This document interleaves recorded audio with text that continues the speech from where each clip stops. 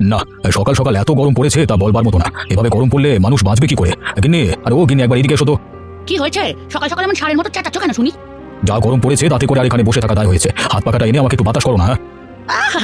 শক্কা তো, তাকে নাকি হাত পাকায় না আমি এখন বাতাস করবো বলে? আমি তোমায় বাতাস করলে বাড়ির বাকি কাজগুলো কে করবে শুনি? কেন, কমলা আসেনি এখনো? না, সে হতচ্চারির কোনো খোঁজ নেই। কোথায় গিয়ে মরেছে কে জানে। রোজ রোজ এভাবে দেরি করে আসলে তো চলবে না। মানুষের বাড়িতে কাজ করতে হলে তো একটু নিয়ম কানুনের মধ্যে দিয়ে যেতে হয়। পোড়ামুখীকে এ মাসেই বিদায় করে দেবো। কাজের তো কোনো কিছু হয় না, মাঝখান থেকে মাসে মাসে আমার ময়নে গুনতে হয়। খুব গরম পড়েছে গিন্নি, আমাকে এক গ্লাস লেবুর শরবত করে দেবে গো। হ্যাঁ, আর একটা আদেশ দিলে গরম কয়লা মুখে এনে দেবো। সকাল থেকে একা একা কাজ করে মরছি আর মিনছে এখানে বসে আমার কাজের আদেশ দিয়ে চলছেন। আহা গিন্নি, তুমি চড়ছো কেন? আমি তো কেবল এক গ্লাস শরবত চেয়েছি, এতেই এত রাগ করলে চলে? অত শরবত খেতে মন চাইলে নিজে গিয়ে বানিয়ে খাও। আমি কারোর জন্য শরবত বানিয়ে আনতে পারবো না। আচ্ছা আচ্ছা, ঠিক আছে, তোমাকে বানাতে হবে না। কমলা এলে ওকে বলে আমাকে এক গ্লাস ঠান্ডা লেবুর শরবত দিতে পারো, ঠিক আছে?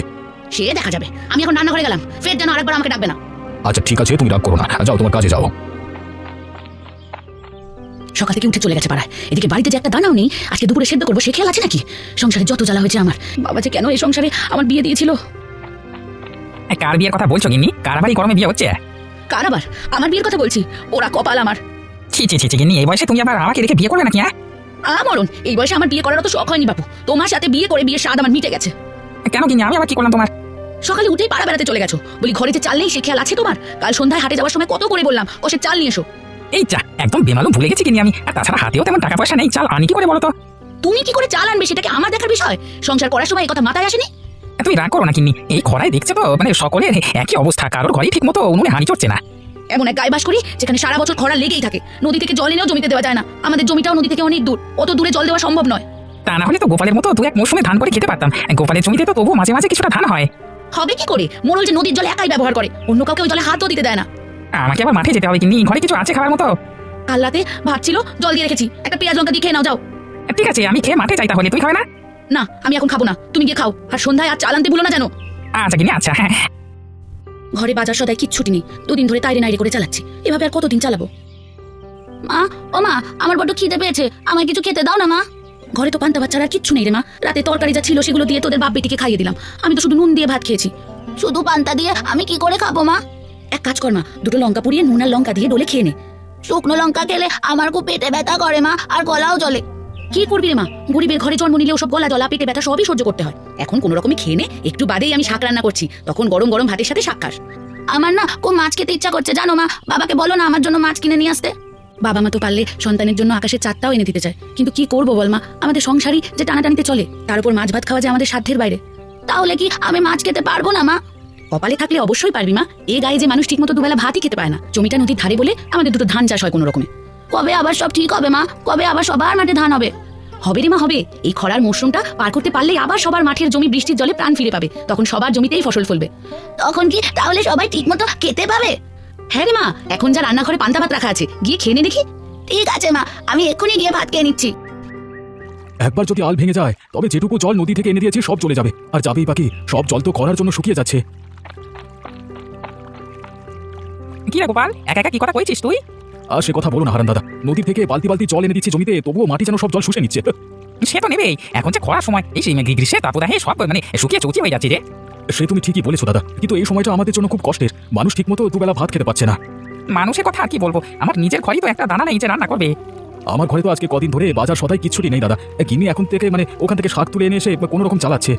সংসারে জিনিসপত্র থাকবে কি করে বলো? এই মাঠের জমির ধান চাষের পেছনেই তো আমরা সব খরচপাতি করে ফেলি, সেই জন্য আর পরের ঘরে বাজার সদাই করবার টাকা থাকছে না। কি করবো দাদা, বাপ দাদার পেশা তো আর ছাড়তে পারছি না। আর তাছাড়া এই জমিতে ধান চাষে তো আমাদের সব, এই গায়ে যে অন্য আর কোনো কাজ নেই আমাদের জন্য। বড্ড চিন্তা হচ্ছে রে গোপাল এবার। কেন, কিসের চিন্তা হচ্ছে আবার? এবারে গ্রীষ্মের তাপটা একটু বেশি টের পাচ্ছি, তাছাড়া জমিতে ধানের চারা গাছ রোপণ করেছি, এত দূর থেকে নদীর জল জমিতে দেওয়া সম্ভব হচ্ছে না, অল্প অল্প করে যেটুকু পারছি দিচ্ছি। তো এখানে চিন্তার কি হলো আবার? জল তো দিচ্ছই জমিতে। ধানের জমিতে কি আর এই অল্প জলে কাজ হয় বোকা?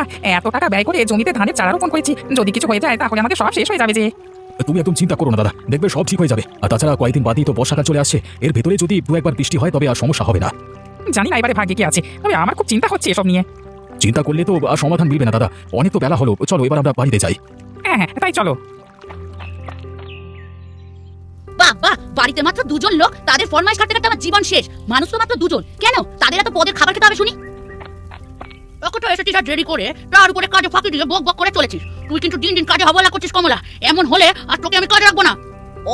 অবহেলা করতে পারি কই? তোমাদের জ্বালায় নিজের সাথে কথা বলেও শান্তি নেই। কথা মা, নিজের সাথে কি কথা বলি শুনি? কি আবার বলবো, বলি বাড়িতে মানুষ মাত্র তোমরা দুজন, তার জন্য এত পদ রান্না করা লাগে নাকি? সেই তো কাল বাসি হয়ে গেলে সব খাবার ফেলে দেবে, তার থেকে কম করে রান্না করলেই হয়। আমার বাড়িতে কি রান্না হবে না হবে সেটা কৈফিয়ত কি তোকে দিতে হবে নাকি রে হতচ্ছাড়ি? কাজ ভালো না লাগলে ভালো ভালো বিদায় হতো দেখি। কিছু হলেই তো এক কথা শুনিয়ে দাও আমায়, এছাড়া তো আর কিছু আসে না তোমাদের মুখে। আমি তো ভালোর জন্যই বললাম, এত খাবার নষ্ট করো তোমরা, আর গায়ের লোক ঠিক মতো বেলা খেতে পায় না। তো গায়ের লোক না খেয়ে থাকে বলে আমরাও কি না খেয়ে থাকবো নাকি? আমি কি সেটা বলেছি নাকি? আমি তো বললাম কিছু খাবার না হয় ওদের দিয়ে দিলেও তো পারো, এতে তোমাদের খাবারও নষ্ট হলো না, আর তোমাদের জন্য কিছু লোক কটা খেতেও পারবে। মা গো মা, এটা দেখি জগৎ জননী আমার বাড়িতে কাজ দিয়েছে বলি, এত যদি তোর গায়ের লোকের জন্য ডরো তবে তুই দিয়ে ওদের খেতে দে না। আমার সাধ্য থাকলে আমি অবশ্যই দিতাম গিন্নিমা, কিন্তু বিধাতা আমার সে সাধ্য দেয়নি। যাদের দিয়েছে তাদের মন দেয়নি শুধু। তোর পর্দাটা কম নয় রে কমলা, তুই আমাকে খোঁচা মেরে কথা বলিস। না না গিন্নিমা, তোমাকে কেন খোঁচা মারতে যাবো? ওসব বাদ দাও, আজকে কিন্তু আমার একটু তাড়াতাড়ি ছাড়তে হবে। কেন আজকে আবার কি হয়েছে শুনি? আসলে মা কদিন ধরেই পাট শাক খেতে চেয়েছে, তাই কটা শাক চেয়েছিলাম পাশের গ্রামের উপেন কাকার কাছে, বিকেলে এক পাক গিয়ে নিয়ে আসতে বলেছে। রোজ রোজ তোর এসব বাহানা কিন্তু আমার আর ভালো লাগে না কমলা, বুঝলি? প্রতিদিনই তোর কোনো না কোনো ঝামেলা লেগেই থাকে। কি করবো বলো গিন্নিমা, সংসারের ঝামেলা সামলিয়ে আবার বাড়িতে বুড়ো বাবা মাকেও কিছু দিতে হয়, ওনার একারায় তো আর সবকিছু সম্ভব না। তোর এত কথা আমি শুনতে চাইনি, হাতের কাজ শেষ করে তবেই যাবি। ঠিক আছে গিন্নিমা, আমি এক্ষুনি সব কাজ শেষ করে দিচ্ছি। যাওয়ার আগে আর বিকেলে জল খাবার দিয়ে যাবি ঘরে। তুমি ঘরে গিয়ে বিশ্রাম নাও, আমি এক্ষুনি জল খাবার নিয়ে আসছি। কই গো গিন্নি, কোথায় গেলে তুমি? একবার এদিকে এসো তো দেখি। কি হয়েছে বাবা, মাকে তুমি ডাকছো কেন? আমি একটু হাটে যাবো রে মা, তাই যদি বাজার সদাই কিছু লাগে সেটা শোনবার জন্য ডাকছি আর কি। একটু আগেই না মাঠ থেকে ফিরলে, এখন আবার হাঁটে যাবে? হ্যাঁ রে মা, হাটে না গেলে যে সারগুলো আনতে পারবো না, ধানে কেবল শীষ ফোটা শুরু হয়েছে, এখন সার দেওয়া খুবই জরুরি, কিন্তু তোর মাকে তো দেখছি না কোথাও। মা তো ঘরের পেছনে পুঁই শাক গাছ লাগিয়েছে, সেটাতে জল দিতে গেছে। কি হয়েছে, আমায় ডাকছো কেন তুমি? আসলে একটু হাটে যাবো সার কিনতে, বাজার সদাই কিছু লাগবে নাকি তোমার? লাগবে বই কি, অবশ্যই লাগবে। আজ কতদিন হয়ে গেল শাক পাতা দিয়ে দিন চালাচ্ছি। তুমি কিছু সবজি নিয়ে এসো, আর 10 টাকার কাঁচা লঙ্কা নিয়ে এসো, শুকনো লঙ্কা খেলে পেট জ্বলে। ঠিক আছে, তাই নিয়ে আসবো। আর কিছু লাগবে কি? আমার জন্য মিঠাই নিয়ে আসবে, একটা বড় দেখে মাছও নিয়ে আসবে বাবা, আমার খুব মাছ খেতে ইচ্ছা হয়। নিয়ে আসবো রে মা, তবে ধানটা এবারে ঘরে উঠুক, বাজারের সেরা মাছটা তোর জন্য নিয়ে আসবো। ঠিক আছে বাবা। আমাকে বাজারের ব্যাগটা দাও গিন্নি। রান্নাঘরের দেওয়ালে টাঙানো আছে, দেখো, তুমি ওখান থেকে নিয়ে যাও, আমি বরং পুঁই শাক গাছে আর একটু জল দিয়ে আসি। ঠিক আছে গিন্নি।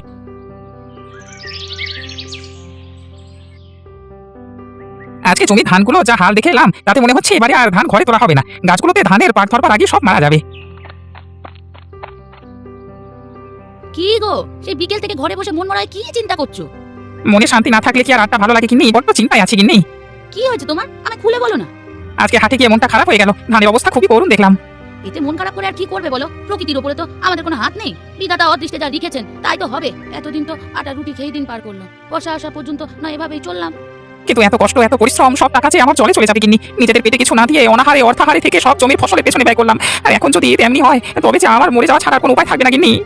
খবরদার, যদি এমন কথা আর কখনো বলেছো তবে আমার মরা মুখ দেখবেই বলে দিলাম। এবার ফসল হয়নি তো কি হয়েছে, পরের বার হবে। কিন্তু এবারে ফসল না হলে যে সবাই না খেয়ে মরবো আমরা। আমাদের একা তো আর সমস্যা হচ্ছে না, সকলেরই তো একই অবস্থা, সুতরাং এসব ভেবে মন খারাপ করে লাভ নেই। মন খারাপ কি আর চাইলে আটকানো যায় কিন্নি? মন খারাপ এমনিতেই চলে আসে, এত প্রচেষ্টা সব বিফলে গেলে মন খারাপ তো হবেই। আচ্ছা তুমি এখন এত চিন্তা করো না তো, একটা না একটা উপায় ঠিকই হবে। দেখো এখন মুড়ি মেখে এনেছি, এগুলো খাও দেখি, নাহলে মুড়িগুলো নরম হয়ে যাবে। তুমি খাবে না? হ্যাঁ খাবো, এখন থেকে এসব খাওয়াই অভ্যাস করতে হবে। নাও শুরু করো দেখি।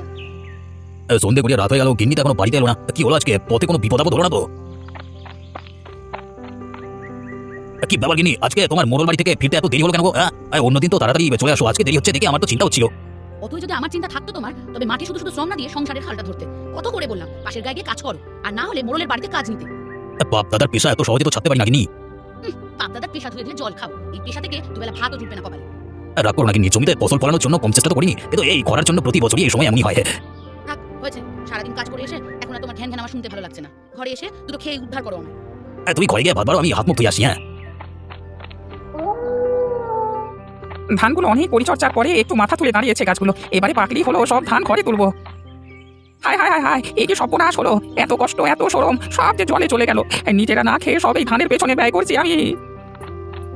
দুঃখ করে কি হবে কাকা, আমাদের সকলে জমি ধান নষ্ট হয়ে গেছে, এইবার খরায় আমাদের কারো জমি দাঁড়িয়ে হলো না, শুধু গোপাল দাদার জমি এখনো ভালো আছে। আমি এখন কি করবো রে মদন? কতদিন হয়ে গেল ভাতের মুখ দেখি না, ভেবেছিলাম এবারে বোধ হয় ধানের ফলন হলে এক মুঠো গরম ভাত খেতে পারবো। আমাদের কপালে যে মন্দ কাকা, এক মুঠো গরম ভাত তো দূরের কথা, আমরা যে এবার ভাত চকিয়ে দেবো না। কি হয়েছে মদন, তোরা এভাবে কান্নাকাটি করছিস কেন? দেখো গোপাল দা, জমির সব ধান নষ্ট হয়ে গেল, এবারে আমরা কি কে বাঁচবো? হায় হায় হায় হায়, এ কি ক্ষতি হয়ে গেল সবার, আমার জমির ধান তো পেকে গেছে, আজকে বিকেলেই বাড়ি নিয়ে যাবো, কালকে ধান ঝেড়ে নিয়ে চাল বের করে নিতে হবে। তোর তো একটা উপায় হলো গোপলা, কিন্তু আমরা এখন কি করবো? এখন আমাদের সকলের বিপদের সময়, এই সময় আমাদের গ্রামের মোড়লের কাছে সাহায্য চাওয়া ছাড়া আর কোনো উপায় নেই। মোড়লটা কিপ্টে মানুষ, আমাদের সাহায্য করবে সে। শেষ বর্ষ এখন ওটাই, চল সবাই একবার গিয়ে দেখি কি বলেন উনি। হ্যাঁ তাই চলো তাই চলো। গিনি, আরে ও গিনি, আমাকে এক কাপ চা করে দাও না। এই গরমের সময় একটা চা কে খাই বলো তো? একটা চা খেলে শরীর একটা কড়া হয়ে যাবে। তাছাড়া কমলা তো বাড়ি চলে গেছে, আমি এখন চা করতে পারবো না। এক কাপ চা করে দিলে কি এমন হবে বলো তো? কত করে বললাম ছেলেটাকে শহরে পাঠিও না, বিয়ে দিয়ে আমার একটা বউ এনে দাও, তাহলে তো আর আমার এখন একা একা কষ্ট করা লাগতো না এই সংসারে। ঠিক আছে, এবারে বাড়ি এলে বিজয়কে বিয়ে করিয়ে দেবো। এখন আমাকে এক কাপ চা করে দাও তো। মা, ও মা, কোথায় গেলে তোমরা? আরে বিজয়, এসেছিস বাবা তুই? তোর কথাই বলছিলাম তোর বাবার সাথে। এবারে আর আমি তোকে শহরে যেতে দেবো না। আমি আর শহরে যাবো না মা। কেমন আছো তোমরা? আমরা ভালো আছি বাবা, তুই কেমন আছিস? আরে হারান, গোপাল, মদন, এই সময় তোরা সবাই এখানে, কি ব্যাপার কি? বাবু, আমাদের জমি সব ধান খরায় মরে গেছে বাবু, আমরা যেবারে না খেয়ে মরবো বাবু। জমির ধান নষ্ট হয়েছে, তা আমার কাছে কি করতে এসেছিস তোরা? আমি কি করতে পারি? আপনি বলেন কি গায়ের মোড়ল, আমাদের বিপদে আপদে আমরা তো আপনার কাছে সাহায্য আসবা। আমরা আবার কি সাহায্য করবো তোমাদের? আগে গিনিমা, আপনাদের তো কোষাগারে অনেক চাল পড়ে আছে, সেখান থেকে যদি তাদের কিছু চাল দিয়ে সাহায্য করতেন, তবে ওরা এক মুঠো গরম ভাত খেতে পারতো। আহা, বাবুদের কত শখ! বলি, আমার কোষাগার থেকে তোদের কেন চাল দেবো শুনি? আমাদের এই বিপদের দিনে আপনি তো একমাত্র সম্বল, আপনি সাহায্য না করলে আমরা কোথায় যাবো বলুন? যেখানে খুশি সেখানে যা, এখন আমার মাথা খাস না তো। যা, এনে বিয়ে হ। ঠিক আছে বাবু, ঠিক আছে। এটা কি করলে তোমরা? বেশ করেছি, হাবাতে লোকগুলো কিছু হলেই সাহায্যের জন্য চলে আসে। তুমি হলে গিয়ে গায়ের মোড়ল, কিছু সমস্যা হলে সবাই তোমার কাছেই তো আসবে নাকি? তোমার এত সব কিছু বুঝতে হবে না, অনেকটা পথ পাড়ি দিয়ে এসেছো, ঘরে গিয়ে বিশ্রাম নাও। গরিবদের দুঃখ কষ্ট নিয়ে যার মাথা ব্যথা নেই, তার বাড়িতে আমি এক মুহূর্ত থাকবো না। বাবু শোন, যাস নে, আমার কথাটা শোন। কই রে কমলা, তোকে না বলেছিলাম আমার বাড়ির পেছন থেকে পুঁই শাক নিয়ে আসতে, তা এনেছিস? হ্যাঁ দিদি, আমি সব এনে কেটে বেঁচে রান্না করে রেখেছি আলু দিয়ে। শুধু ভাত তো আর মুখে তোলা যাবে না, তুই খুব ভালো করেছিস পুঁই শাক দিয়ে। জয়া, আমার স্বামী গায়ে সকল গরিব চাষিদের এক মুঠো গরম ভাত খাওয়াতে চেয়েছে, আমি কি আর শুধু ভাত দিতে পারি? সত্যি গোপাল দাদার মতো বড় মন কজনের হয় বলতো? আমাদের মোড়লের এত থাকা সত্ত্বেও তার কিপটেমি গেল না। রান্না তো শেষ, সকলকে ডাক দিয়ে দেখি। কই গো, তোমরা সকলে এসে খেতে বসো। তোমরাও সকলের সাথে বসে পড়ো, আমি আর ননির বাবা সকলকে খেতে দিচ্ছি। আমি সবার পাতে তরকারি দেব, কেমন? ঠিক আছে মা, তুই সবাইকে তরকারি দে। আজকে গোপাল ছিল বলি আমাদের মতো গরিব চাষিরা এক মুঠো গরম ভাত খেতে পাচ্ছি। তো তুমি ঠিকই বলেছো হারান কাকা, না হলে আমরা তো এবার ভাতই চোখেই দেখতাম না। আমাকে কি খেতে দেবে না তোমরা? সে কি দাদাবাবু, তুমি আমাদের এই গরিবদের খাবার খাবে? তুমি গরিব চাষি হয়েও সকলকে এক মুঠো করে গরম ভাত খাওয়াতে পারছো, সেখানে মোড়লের ছেলে হয়ে আমি তোমাদের জন্য কিছু একটা করতে তো চাই। কি করবে বাবা তুমি? তোমার বাবা তো আমাদের চাল দিতে অস্বীকার করেছে। চাল হয়তো আমি দিতে পারবো না, তবে কি করলে ভালো ধান চাষ হবে সে বুদ্ধি আমি দিতে পারি। কি করতে হবে বলো আমাদের? গায়ের মাঠে নদী থেকে জল সেচ দেওয়ার জন্য শহর থেকে অত্যাধুনিক মেশিন আনতে হবে, তাহলে আর খরায় কোনো গরিব চাষি গরম ভাত থেকে বঞ্চিত হবে না। সত্যি এটা কাজ করবে? অবশ্যই করবে। গোপাল, তোর মনটা অনেক বড় রে, আমি মোড়ল হয়েও যেটা করতে পারিনি সেটা তুই করে দেখিয়েছিস। এই গরিব চাষিগুলোর জন্য তুই এক মুঠো হলেও গরম ভাত খাইয়েছিস। আমার সব অহংকার আমার ছেলে ভেঙে দিয়েছে, তোরা সবাই আমাকে ক্ষমা করে দে। আপনি আপনার ভুল বুঝতে পেরেছেন, সেটাই অনেক বাবু। আজ আমার কোষাগার সবার জন্য উন্মুক্ত, সবাই গিয়ে চাল নিয়ে আয়। কোনো গরিব চাষা আর এক মুঠো গরম ভাত খাবে না, পেট পুরে গরম ভাত খাবে। আপনার এই কাজ সত্যি প্রশংসনীয়, আমরা সবাই কৃতজ্ঞ আপনার প্রতি। এখন সবাই এক মুঠো গরম ভাত খাও, একটু বাদে সবাই যার যার মতো। তো হ্যালো গাইস, আসসালামু আলাইকুম। তো হ্যালো গাইস, তো হ্যালো গাইস, তো হ্যালো গাইস। তো গ্যাস গ্যাস করতে করতে, কারণ দর্শক বিন্দুগুলোই আউট হয়ে যাচ্ছে, কিন্তু না, দর্শক বিন্দু আর গাইস তো একই, আপনারা জানেন। এটা একটু মজা করলাম, যাই হোক। আপনারা যদি এরম ভিডিও পেতে চান তাহলে এখনই চ্যানেলটি সাবস্ক্রাইব করে পাশে থাকা বেল আইকনটি বাজিয়ে রাখুন। ধন্যবাদ জানাবো সকলে জানাচ্ছে আন্তরিক শুভেচ্ছা এবং অভিনন্দন আমাদের নতুন এই ভিডিওতে। আবারও নতুন একটা ভিডিও আপনাদের মাঝে উপস্থাপন করা হবে, সেই ভিডিওগুলোও দেখবেন। তো কিন্তু তার আগে একটা কথা, সেই কথাটি আপনাদের সকলেরই শোনা উচিত। আপনাদের যদি নিজস্ব কোনো গল্প বা অ্যাক্টিভিটি বা কোনো কিছু থাকে, তাহলে সেটা আমাদের কাছে কমেন্ট বক্সে কমেন্ট করে দিতে পারেন। কারণ তাহলে আমরা কি করতে পারবো, ওই গল্পটি অনুযায়ী যদি আমাদেরকে ভালো লাগে, আমি আরও 2-3 জনের দেখাবো। যদি ভালো লাগে তাহলে আমরা সেটা দিয়ে ভিডিও তৈরি করব। এখন যদি আপনাদের কাছে এরকম কিছু থাকে তাহলে আমাদের কাছে সেটা উপস্থাপন বা কমেন্ট বক্সে করে আমাদের কাছে সেটা দিতে পারেন। তো দেখেন আপনারা কি করবেন, যদি দেন তাহলে আমাদের জন্য ভালো হয়। কারণ একটা ভিডিওর বানাতে যা কষ্ট, তার গল্প জোগাড় করতে আরও অনেক কষ্ট হয়, বা গল্প বানাতে। নতুন নতুন ভিডিও পেতে চ্যানেলটি এখনই সাবস্ক্রাইব করে পাশে থাকা বেল আইকনটি বাজিয়ে রাখবেন, আশা করা যায়। তো আজকে ভিডিওটি এখানে শেষ করতে হবে, নতুন একটা ভিডিওর জন্য প্রস্তুতি নিতে হবে, সেটা হয়তো বা আপনারা বুঝতেই পারছেন।